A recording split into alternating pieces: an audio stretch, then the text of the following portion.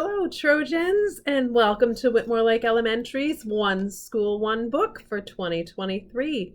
As you know, you were introduced to our book today in your classroom. We will be reading The Lemonade War by Jacqueline Davies.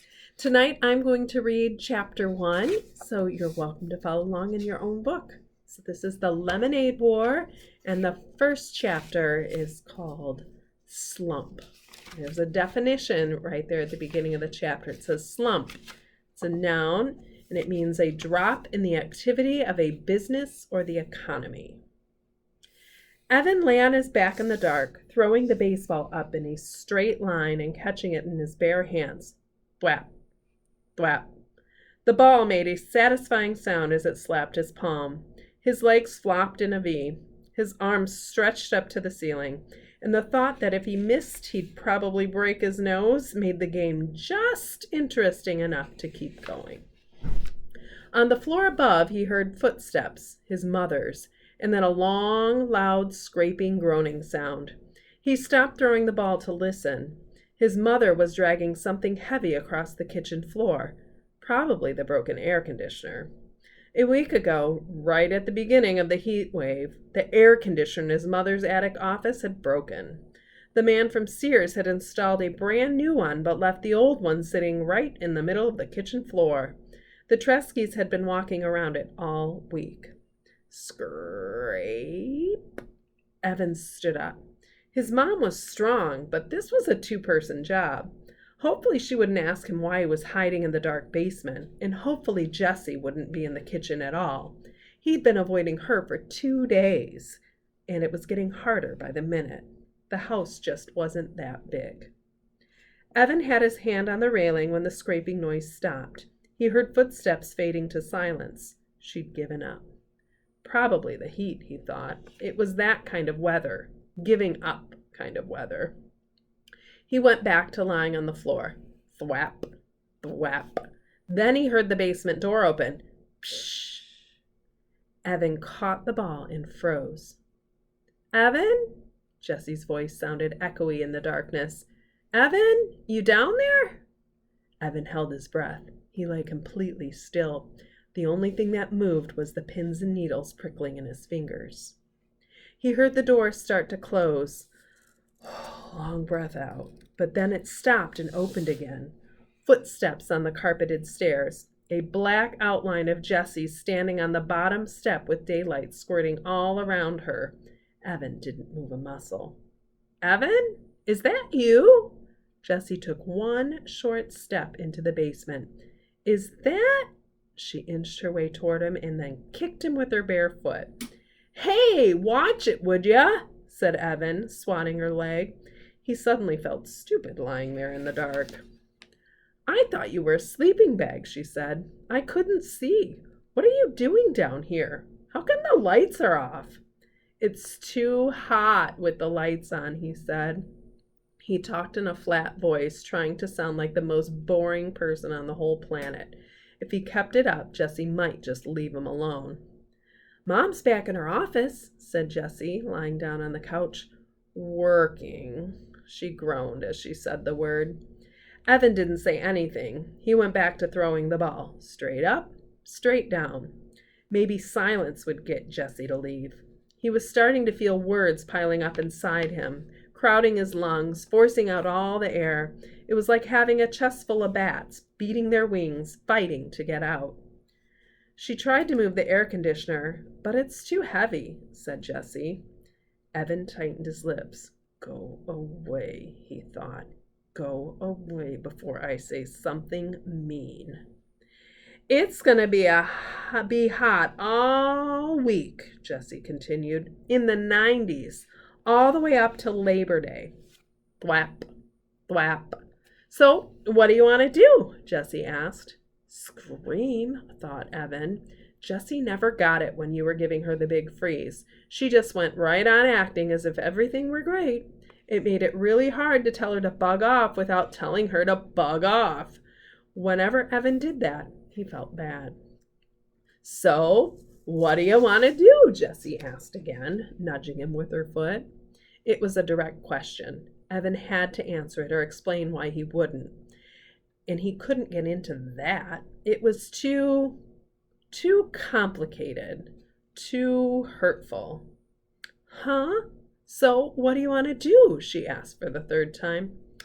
Doing it, said Evan. Nah, come on, for real. For real, he said. We could ride our bikes to the 7-Eleven, she said. No money, he said. You just got $10 from Grandma for your birthday. Spent it, said Evan. On what? Stuff, Evan said. Well, Jessie's voice dribbled down to nothing. Evan stopped throwing the ball and looked at her. What? Jessie pulled her legs tight to her chest. Nothing, she said. Right, said Evan. He knew that Jessie had money. Jessie always had money squirreled away in her lockbox, but that didn't mean she was going to share it. Evan went back to throwing the baseball. He felt a tiny flame of anger shoot up and lick his face. Thwap, thwap. We could build a fort in the woods, said Jessie. Too hot. We could play Stratego. Too boring. We could build a track and race marbles. Too stupid. A thin spiderweb of sweat draped itself over his forehead, spreading into his hair. With every throw, he told himself, it's not her fault. But he could feel his anger growing. He started popping his elbow to put a little more juice on the ball. It was flying a good 4 feet into the air every time. Straight up, straight down. Pop, thwap, pop, thwap. The bats in his chest were going nuts. What is the matter with you? Asked Jessie. You've been so weird the last couple of days. Oh man, here they come. I just don't want to play a dumb game like Stratego, he said. You like Stratego. I only picked that because it's your favorite game. I was being nice, in case you hadn't noticed. Look, there are only 6 days of summer, and I'm not going to waste them playing a dumb game. Evan felt his heartbeat speed up. Part of him wanted to stuff a sock in his mouth, and part of him wanted to deck his sister. It's a stupid game, and it's for babies, and I don't want to play a stupid baby game. Pop, thwap, pop, thwap. Why are you being so mean? Evan knew he was being mean, and he hated being mean, especially to her, but he couldn't help it. He was so angry and so humiliated and so full of bats there was nothing else he could be, except alone, and she'd taken even that away from him. You're the genius, he said. You figure it out. Good. That would shut her up. For once. Evan watched the ball fly in the air. Is this because of the letter? Jessie asked. Crack! Evan had taken his eyes off the ball for 1 second, just for 1 second, and the ball came crashing down on his nose. Crud! Oh, crud! He curled his over onto his side, grabbing his nose with both hands. There was a blinding, blooming pain right behind his eyes that was quickly spreading to the outer edges of his skull. Do you want some ice? He heard Jessie ask in a calm voice. What do you think? He shouted. Yeah? She stood up. No, I don't want any stupid ice. The pain was starting to go away, like a humongous wave that crashes with a lot of noise and spray, but then slowly fizzles away into nothing. Evan rolled to a sitting position and took his hands away from his nose. With his thumb and index finger, he started to pinch the bridge. Right here. Was it still in a straight line? Jessie peered at his face in the dim light. You're not bleeding, she said. Yeah, well, it hurts, he said. A lot.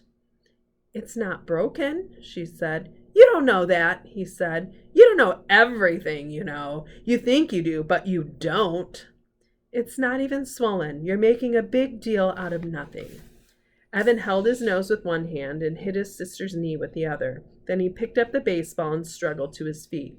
Leave me alone. I came down here to get away from you, and you just had to follow. You ruined everything. You ruined my summer, and now you're going to ruin school. I hate you. When he got to the bottom of the steps, he threw the baseball down in disgust. Thud. Ooh, what a way to start a book. I'm wondering what he's so mad about. Well, make sure you read again tomorrow, the next chapter, and we'll learn more about Jesse and Evan and the Lemonade War. Happy reading!